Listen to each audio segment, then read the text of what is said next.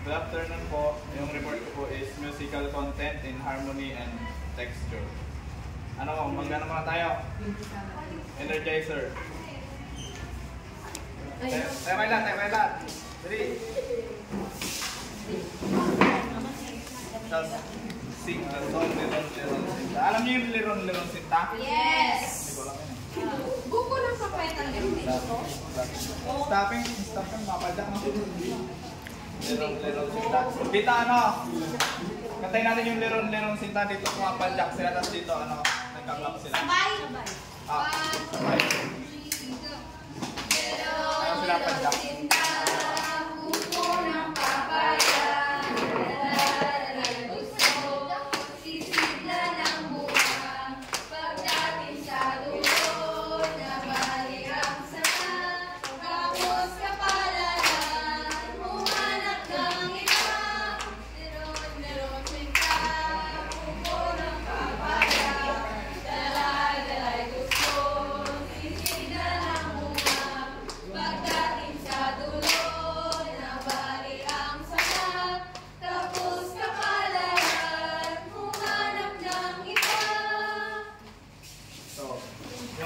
Report ko po ay tungkol po sa harmony.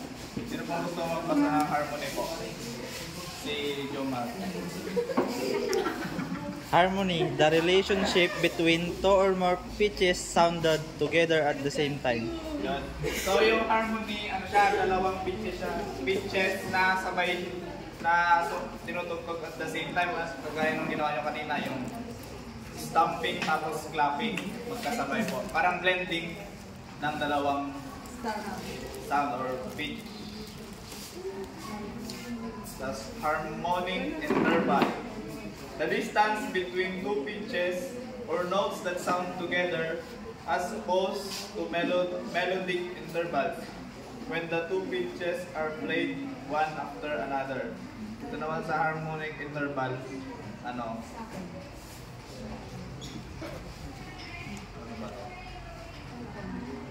Yung distance ito ng ano, ng dalawang pitches na tinutugtog na magkasabay. Tapos, ito po yung ano, halimbawa ng ano, harmonic intervals. Ano siya? Sa bass to tapos sa treble clef. Yung mababa tapos magpataas.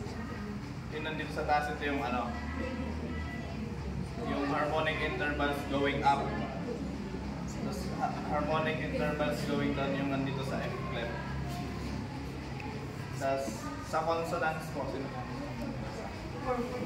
Consonants. Uy, gusto mo sa consonants? Magbasa? Ikaw? Consonants. Consonant musical sounds are often described with words like pleasant, agreeable, soothing, and melodious. In other words, notes that sound comfortable when played together are considered consonant.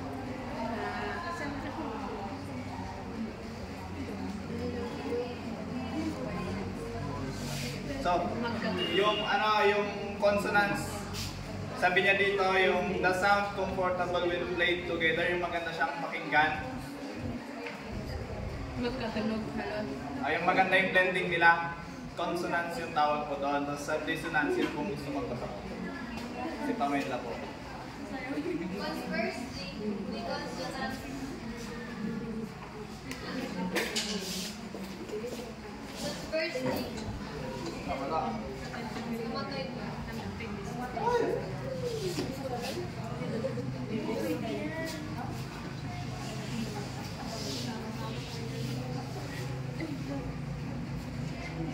Banget naman ng TV na.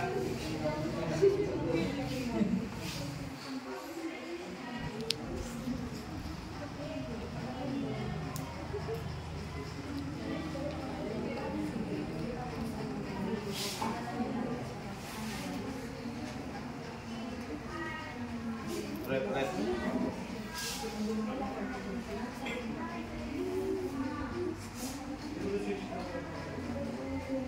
Conversely, dissonant musical sounds can be described as sharp, jarring, unnerving, unsettling.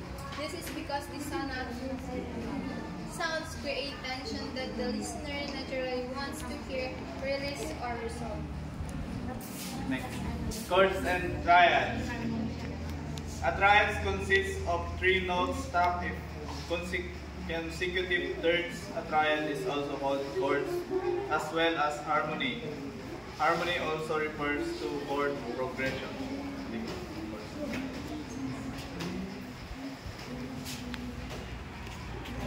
So itong chords and triads, ano rin siya, is also called chords as well as harmony. So, sa primary triads. Sino pong gusto magbasa ng primary triads? Primary triads are the most commonly used chords in Western tonal music. Many popular songs are built around these 3 triads. See the illustration below about this primary triad. So ito po yung illustration. Kaya po yung example po ng primary triads. Gets niya? Piano. Ano siya? Sabay silang tumutunog. Sabay yung tatlong Notes. Sabay yung tatlong notes na tumutunog. notes. Yan yung tinatawag na primary triads. Tatlo sila. Kaya, Kaya triads. Thank you. Kaya lang ulit.